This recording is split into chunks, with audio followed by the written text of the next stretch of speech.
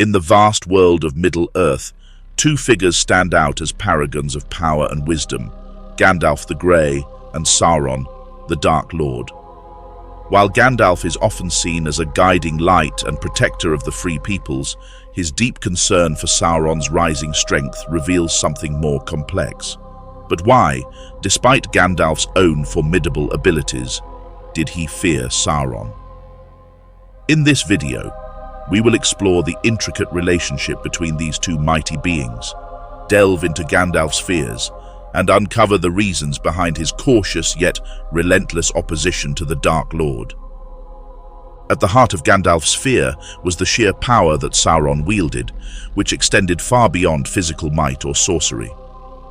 Sauron was a Maya, a divine spirit of immense power, similar to Gandalf himself. However, while Gandalf's role was to guide and aid the free peoples of Middle-earth, Sauron had fully embraced the path of domination and destruction, seeking to impose his will on all life. Gandalf knew that Sauron's power, once fully unleashed, could not only wreak devastation on the physical world, but also enslave the minds and spirits of those who stood against him. Sauron's control over Middle-earth came through both direct force and subtler means. Militarily, he had legions of orcs, trolls, and men who had fallen under his dark influence. These armies could raze cities, lay waste to entire lands, and crush any opposition in their path.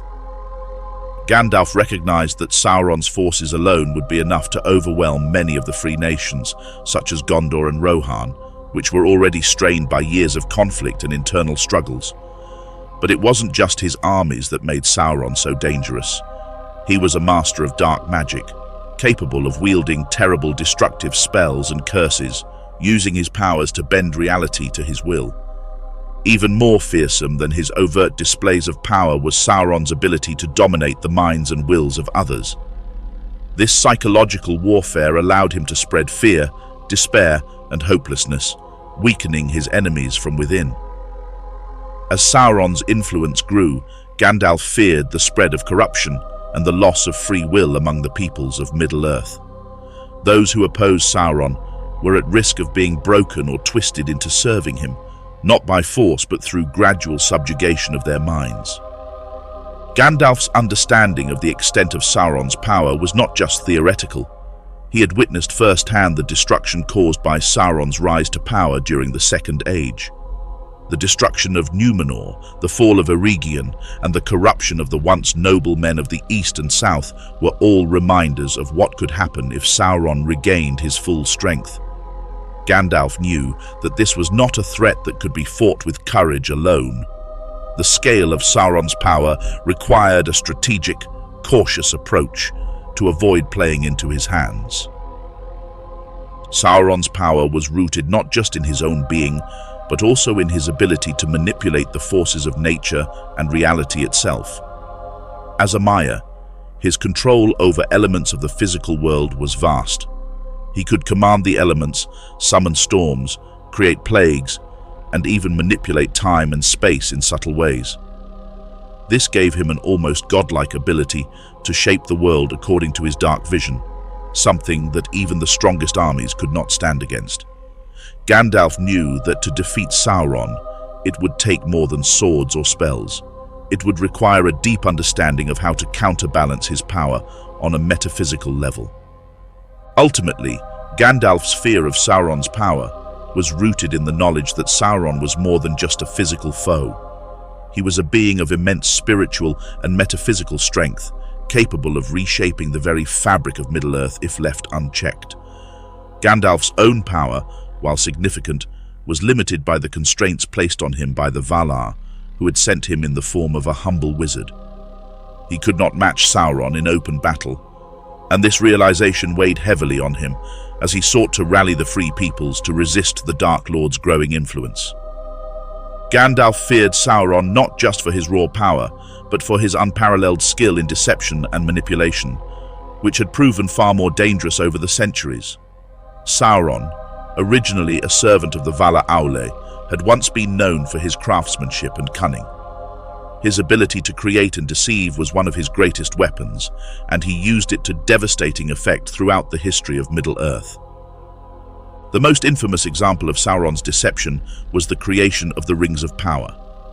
Disguised as Anatar, the Lord of Gifts, Sauron approached the elves of Eregion with promises of wisdom and knowledge. Under his guidance, the elven smiths, led by Celebrimbor, forged the Rings of Power, rings meant to enhance the abilities of their wearers and bring prosperity to Middle-earth.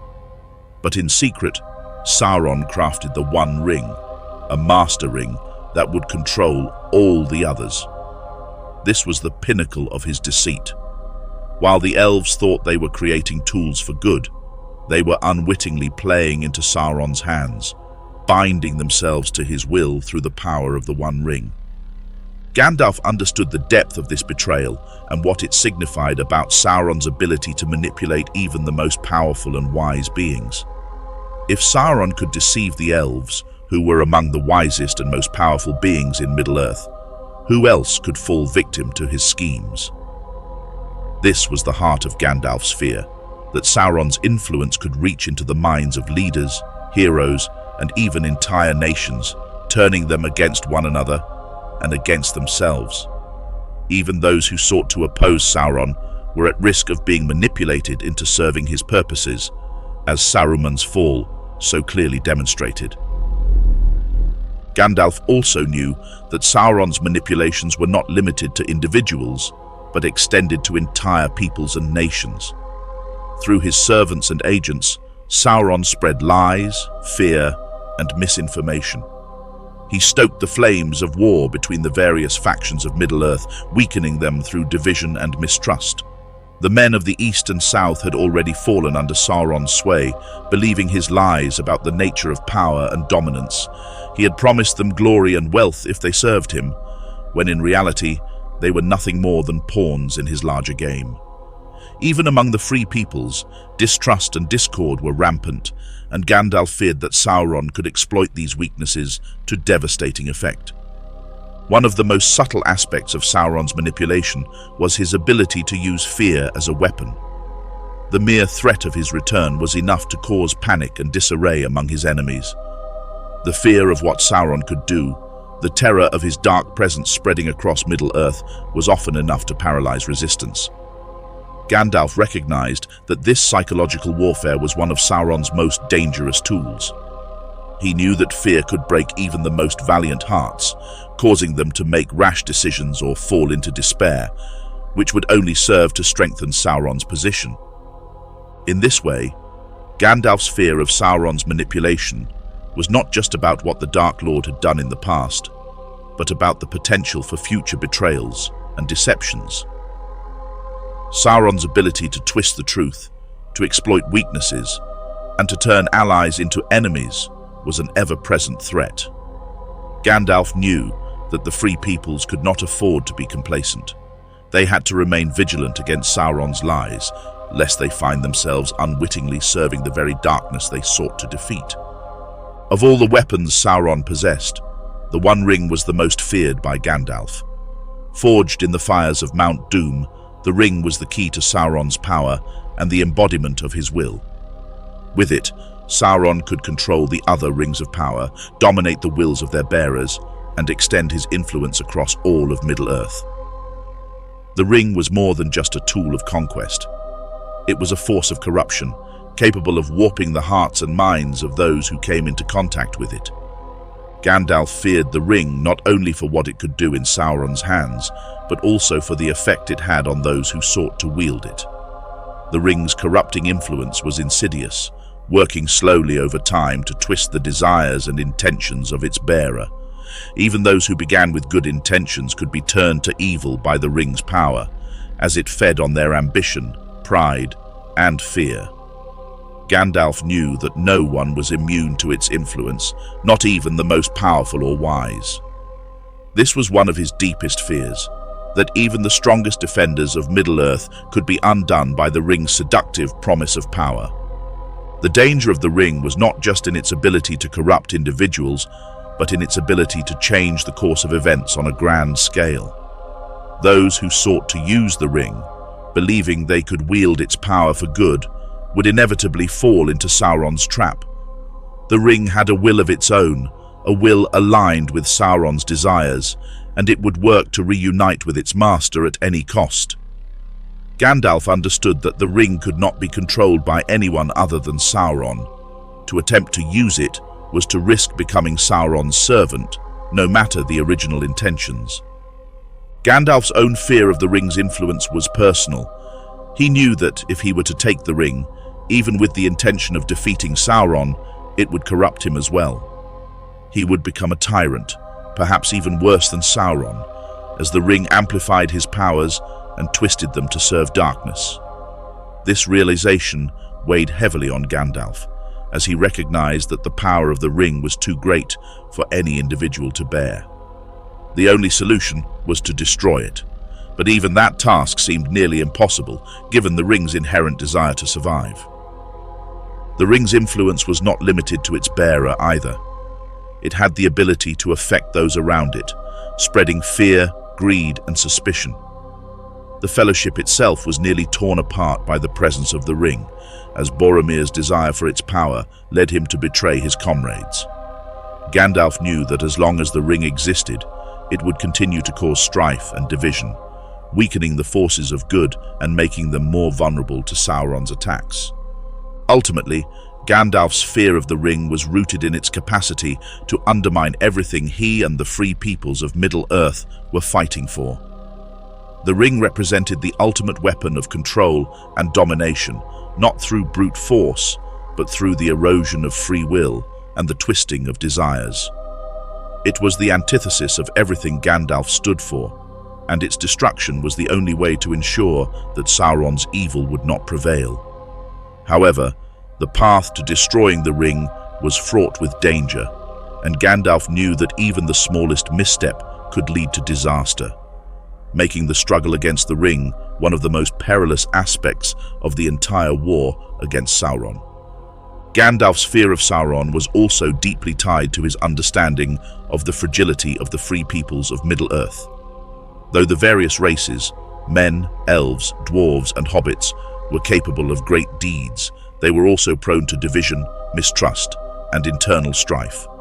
Sauron had always sought to exploit these weaknesses, knowing that a divided enemy was far easier to conquer. Gandalf's greatest fear was that the free peoples, lacking unity and resilience, would crumble under the pressure of Sauron's growing power. One of the major problems Gandalf faced was the isolation of the different races. The elves, once the dominant force in Middle-earth, were fading. Many had already sailed to the Undying Lands, and those who remained were largely focused on their own concerns. Rivendell and Lothlorien, the last bastions of elven power, were isolated strongholds, far removed from the affairs of men and dwarves. The elves had become reclusive, their immortal perspective leading them to withdraw from the world's struggles.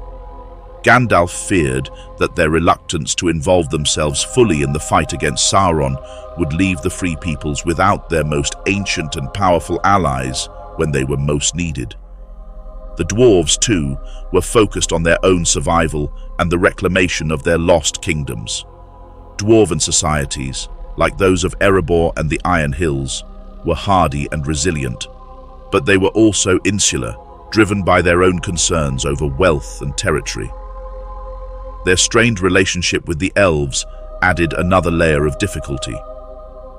Gandalf knew that the long history of mistrust between these two peoples, going back to the feud over the treasures of Erebor and the murder of King Thingol over a Silmaril, would be a major obstacle to uniting the free peoples.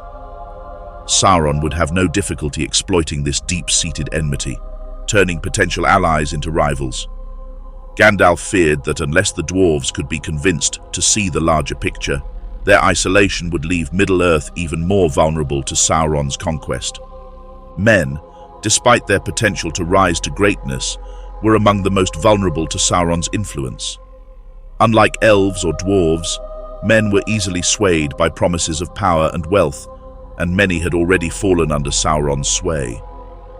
The Easterlings and Southrons had long been allies of the Dark Lord, corrupted by his promises of dominion. Gondor, once the greatest kingdom of men, was a shadow of its former self, weakened by centuries of warfare and internal strife. The stewards of Gondor had ruled in the absence of a king, but their power had waned, and the shadow of Mordor loomed ever closer. Rohan, Gondor's closest ally, was also struggling with its own internal conflicts, as the kingdom was beset by Saruman's treachery and the manipulations of Wormtongue. Gandalf knew that unless these kingdoms of men could find their strength and unity, they would be easy prey for Sauron's armies. Gandalf's understanding of the fragility of men was deepened by his awareness of their mortality. Unlike the immortal elves or the long-lived dwarves, men were short-lived and often acted in haste, driven by fear or ambition. Sauron could exploit these very human traits, using the fear of death to turn even noble men toward darkness. Gandalf had already seen this in Numenor, where Sauron had convinced the Númenóreans to seek immortality by attacking the Valar, leading to the island's destruction. He feared that the lure of power and the fear of mortality could once again drive men to make reckless decisions, weakening their resistance against Sauron. The hobbits, while not a major military force, represented another vulnerability. Gandalf cared deeply for the Shire and its inhabitants, recognizing in them a purity and resilience that was lacking in the other races. However, he also understood that the hobbits were incredibly vulnerable to outside forces. The Shire was protected only by its isolation and its relative obscurity, but if Sauron's influence reached that far, the hobbits would have no means of defending themselves. Gandalf feared for the Shire, not just because of the physical threat Sauron posed, but because even the most innocent and peaceful of places could be corrupted by the shadow of the Dark Lord. In addition to these internal weaknesses, the Free Peoples were up against a foe whose strategic mind was unmatched.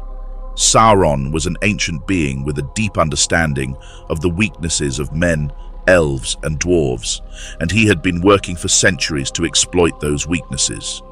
He knew how to sow division and mistrust, how to play on fears and ambitions, and how to turn allies against each other. Gandalf feared that without unity and a common purpose, the Free Peoples would be powerless against Sauron's cunning. Gandalf's role, then, was not only to lead the fight against Sauron, but to hold the fragile alliance of the Free Peoples together. He understood that their only chance of victory lay in their ability to put aside their differences and work together. This was a daunting task, as the history of Middle-earth was full of old wounds and grudges that could easily be reignited. Gandalf feared that even a small misstep could cause the alliance to crumble, leaving Middle-earth defenseless against the overwhelming might of Mordor. Sauron's military power was another reason Gandalf feared him so deeply. While Sauron's personal strength and his ability to manipulate and corrupt were terrifying in their own right, the Dark Lord's ability to command vast armies posed a direct and overwhelming threat to the Free Peoples of Middle-earth. Gandalf knew that Sauron's armies were unlike anything the Free Peoples had ever faced. They were vast, ruthless, and bred for war, driven by a relentless will to destroy and conquer. These armies would be key in Sauron's strategy to dominate Middle-earth, and Gandalf feared that even the combined forces of men, elves, and dwarves might not be enough to withstand them. Sauron's armies were not just large in number, they were strategically crafted to cover every possible front of the war. The orcs, his primary soldiers, were bred in the deep pits of Mordor and the surrounding lands. These creatures, twisted and corrupt, were fanatically loyal to Sauron and were driven by fear and hatred. They were well organized, and their numbers seemed limitless, pouring out of the black gates in wave after wave. The orcs had no fear of death, and they fought with a brutality that made them terrifying opponents on the battlefield. Gandalf knew that this unyielding force, combined with Sauron's tactical genius, could easily overwhelm the defenses of Gondor, Rohan, and the other free nations, if left unchecked. But orcs were only one part of Sauron's military machine. The Dark Lord commanded legions of trolls, great beasts bred for war and destruction. These towering creatures were nearly impervious to conventional weapons and could crush entire battalions with their sheer strength. Sauron had also enslaved the wild men of the east and south, the Easterlings and the Haradrim, who rode into battle on giant oliphants and brought their own distinct martial traditions to bear. These men fought not only for fear of Sauron, but also because they had been promised great rewards in the new world he intended to build, a world in which they would have dominion over the western lands. In addition to the physical might of his forces, Sauron was a master strategist.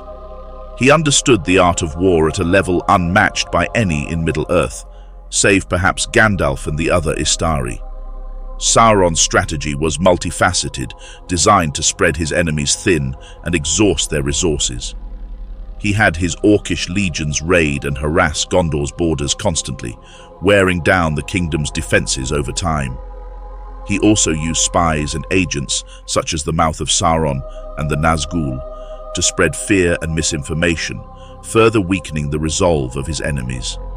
His ability to strike fear into the hearts of his enemies without even engaging them in battle was a critical part of his military strategy, and Gandalf feared that this psychological warfare could be just as damaging as the physical battles. Gandalf also knew that Sauron's ultimate plan was not to engage his enemies in a single decisive battle, but to grind them down slowly over time. Sauron had the advantage of being nearly immortal, and he could afford to wait, weakening his enemies gradually while his own power grew. He had no need to rush. His armies would continue to grow, and his influence would spread ever further. Gandalf, on the other hand, knew that the Free Peoples did not have the luxury of time. They were already stretched thin, and every passing day brought them closer to the point of collapse. The Nazgul, Sauron's most feared servants, were another critical element of his military strategy. These 9 ring-wraiths were former kings of men who had been enslaved by Sauron through the power of their rings. Now undead, they served as his most powerful and terrifying lieutenants. The Nazgul were not only fearsome warriors, but they also carried with them an aura of dread that could paralyze entire armies. Their mere presence on the battlefield could cause panic and confusion, weakening the resolve of even the bravest soldiers. Gandalf feared that the Nazgul, particularly their leader, the Witch King of Angmar, could turn the tide of battle in Sauron's favor. Sauron's military might was further reinforced by the fortifications he had built across Middle-earth. The Black Gate of Mordor, the towers of Barad-dûr, and the fortresses of Minas Morgul and Cirith Ungol were nearly impregnable, built to withstand any assault. These strongholds allowed Sauron to control the key regions of Middle-earth and ensured that his armies had safe havens from which to launch their attacks. Gandalf knew that any attempt to besiege these fortresses would be a costly and dangerous endeavor, one that the Free Peoples might not survive. In the face of such overwhelming military power, Gandalf feared that even the combined forces of Middle-earth would not be enough to stop Sauron. He understood that they were not just fighting against soldiers and fortresses, but against a mind that had planned for every contingency.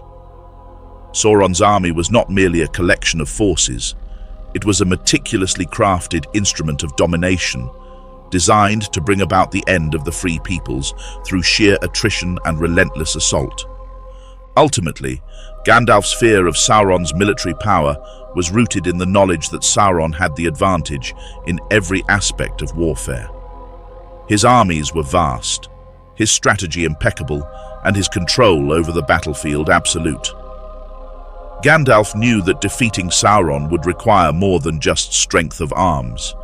It would require cunning, sacrifice, and a deep understanding of the Dark Lord's methods. At the heart of Gandalf's fear of Sauron was the understanding that their conflict went far beyond a simple struggle between good and evil, or even a contest for dominion over Middle-earth. Gandalf and Sauron were both Maiar, lesser spirits created by the supreme deity, Eru Ilúvatar, to serve the greater Vala in shaping and guiding the world. This deeper spiritual dimension to their existence meant that their conflict was not just material, but metaphysical, involving the balance of forces within the world itself. Gandalf feared that Sauron's ambition and power, if unchecked, would upset the delicate balance established by the Valar, plunging all of Middle-earth into an era of darkness and despair. Gandalf was sent to Middle-earth as one of the 5 Istari, or wizards, by the Valar themselves. His mission was not to rule, but to guide and inspire the free peoples in their resistance against Sauron. The Valar had specifically restricted the Istari from using their full divine powers, lest they become tyrants themselves. This limitation weighed heavily on Gandalf, as he was acutely aware that Sauron had no such restraints. Sauron too had once been a Maya in service to the Valar, but he had chosen the path of rebellion, following Morgoth, the first Dark Lord. Unlike Gandalf, Sauron had embraced the full use of his Maya power in the pursuit of domination. This made the battle between them inherently unequal in terms of raw power, and Gandalf had to rely on wisdom, subtlety, and alliances, rather than overwhelming force, to counter Sauron. The cosmic nature of this conflict added another layer to Gandalf's fear. Sauron, like Morgoth before him, sought to remake Middle-earth in his own image, using his power to bend the natural order of things to his will. Gandalf understood that Sauron's victory would mean more than just the defeat of the free peoples. It would mean the perversion of the world's inherent harmony. The beauty and diversity of Middle-earth, its free will and natural cycles, would be corrupted into a nightmarish vision of order imposed through tyranny. Everything from the lands and rivers to the hearts and minds of its inhabitants would fall under Sauron's control, turning Middle-earth into a twisted reflection of his dark desires. Gandalf's fear was also informed by his awareness of the history of the Valar and Maya. He had seen how Morgoth's rebellion in the First Age had caused immense suffering and destruction, leading to the sundering of the world and the loss of many of the great kingdoms of old. Morgoth's fall had resulted in a world permanently scarred by his evil, and Gandalf knew that Sauron's rise could lead to an even greater catastrophe. Sauron, while not as powerful as Morgoth, had learned from his master's mistakes. He was more patient, more cunning, and more willing to use the subtler tools of manipulation and corruption to achieve his goals. Gandalf feared that Sauron's brand of evil, while less overtly destructive, might ultimately be more enduring and insidious. Moreover, Gandalf was aware of the broader cosmic implications of his struggle with Sauron. The Valar, though powerful, had largely withdrawn from direct intervention in Middle-earth, leaving its fate in the hands of the free peoples. Gandalf, as their emissary, carried the weight of this responsibility on his shoulders.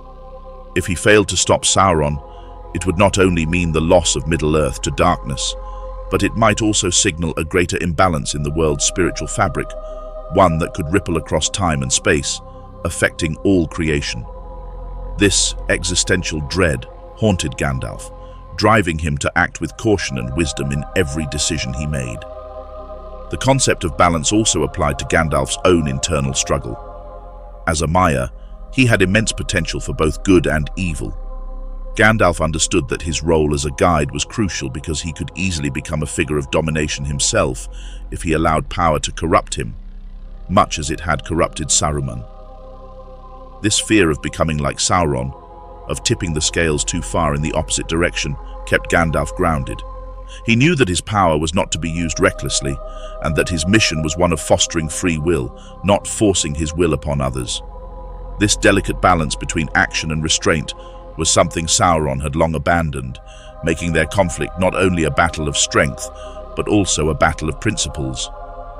Gandalf's ultimate fear was that the balance of the world would be forever broken if Sauron were victorious. Middle-earth was not just a physical realm, but a reflection of the larger cosmic order. If Sauron succeeded in bending it to his will, it would set a dangerous precedent that evil could dominate creation without consequence. Gandalf, understanding the spiritual dimensions of his task, knew that the stakes were not just the survival of the free peoples, but the preservation of the very nature of the world as it was intended by Iluvatar and the Valar. One of the deepest sources of Gandalf's fear was his acute awareness of his own limitations. While he was a Maya, a being of great spiritual and magical power, he had been sent to Middle-earth in the guise of an old man with strict constraints on his abilities. His task was not to rule or directly combat Sauron, but to inspire and guide the free peoples in their resistance. This limitation often frustrated Gandalf, as he knew that Sauron too was a Maya, yet Sauron had fully embraced his power and used it to dominate others. Gandalf's fear stemmed from the knowledge that, in a direct confrontation, he could not match Sauron's raw power without violating the very principles that guided his mission. Gandalf's greatest limitation was the role imposed upon him by the Valar. He was not permitted to directly oppose Sauron with all his strength. His task was to work within the boundaries of Middle-earth's mortal inhabitants. This meant that he had to rely on persuasion, diplomacy, and subtle interventions rather than overwhelming force. Gandalf's fear arose from the knowledge that his actions might not be enough to counter Sauron's might. He could advise and assist, but ultimately the free peoples had to fight their own battles. Gandalf could not simply confront Sauron and end the threat himself. That power was beyond him, or rather beyond what he was allowed to do. This limitation forced Gandalf to operate in the shadows, guiding individuals and events without ever taking center stage. He had to trust in the abilities and decisions of mortals, creatures far weaker and more fallible than himself. This trust was not always easy to maintain, as Gandalf saw the many ways in which mortals could be swayed by fear, ambition, or ignorance. He feared that no matter how much he helped, they might falter at the critical moment.